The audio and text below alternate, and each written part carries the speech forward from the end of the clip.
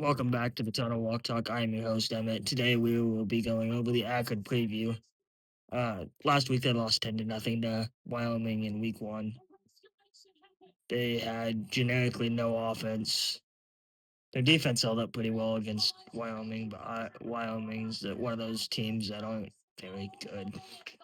Akron's key players are Ben Finley, he's 6'3", 200 pounds. He went 16 of 38 and one pick, get 139 yards passing, which is only a 42% completion rating.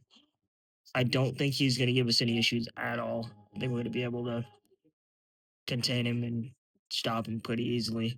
He is a bigger guy. He's about the same size as Dylan, just a little thinner. Like I said, he's only 200 pounds, which is pretty small for a FBS quarterback, if you ask me. They have three running backs that they like to use. One of them's really used in the passing game. Marquise Williams, he's a starting running back at 5'9", 180 pounds. Smaller guy, kind of like a north-south running back. Hit the hole and go kind of guy. He had 6 carries for 30 yards, average five yards a carry. Sean Patrick, he had 5 carries for 26 yards, 4 catches for 47 yards. They like to use him a lot out of the backfield. Michael Johnson, he had 4 carries for 21 yards. Like I said, they use 3 backs pretty consistently, it seems like. Kyron Mason was the only receiver that kind of impressed me out of the receiving core besides Sean Patrick. I wouldn't consider him a receiver. He had 3 catches for 29 yards. Uh, they have 3 running backs to get a majority of their touches. They seem to have a pretty balanced offensive attack between running and passing. They run a 4-2-5 defense under Tim Tebow.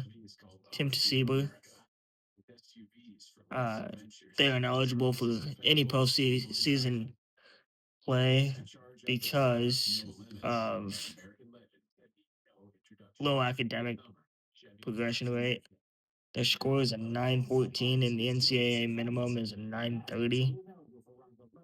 Idaho had this in 2014, I believe. Uh, don't quote me on that. They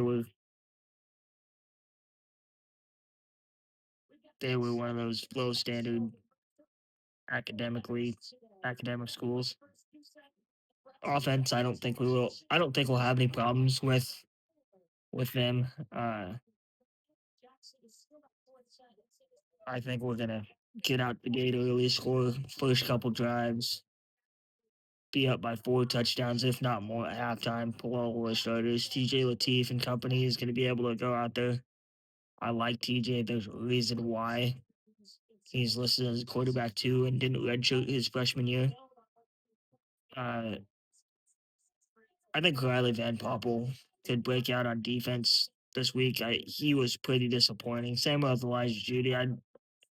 Honestly, the whole defensive line was disappointing last weekend. Uh,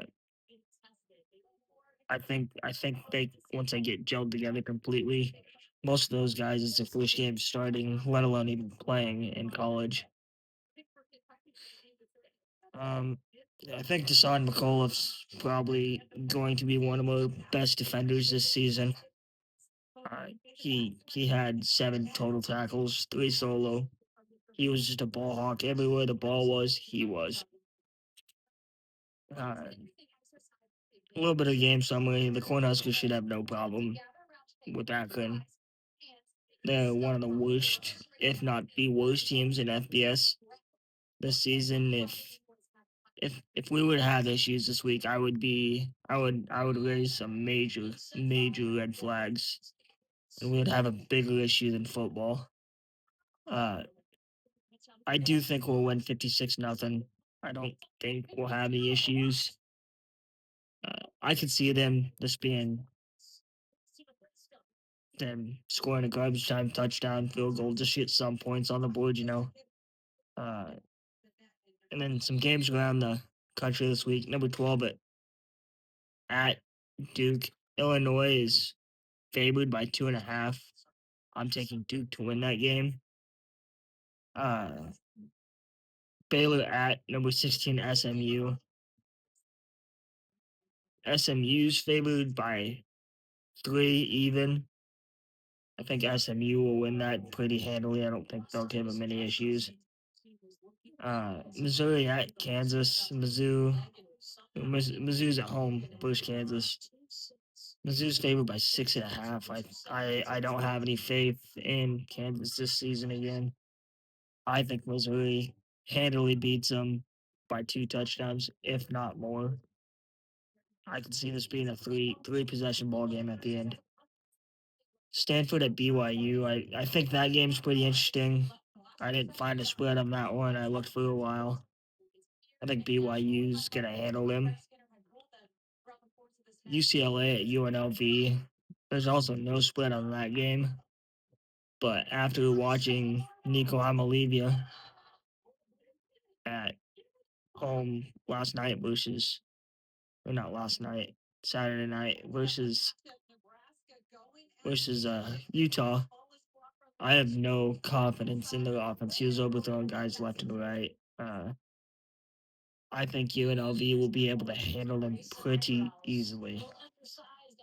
And then number 14, Michigan at number 18, Oklahoma. Uh, Oklahoma's favored 2.5. I don't know how they're only favored 2.5. Michigan's offense looked piss poor Saturday night. I think Oklahoma wins by a touchdown or two. Yeah, Oklahoma should pretty easily handle that. I like John Mateer and company there. With that being said, like, subscribe, share with your friends. Go Big Red.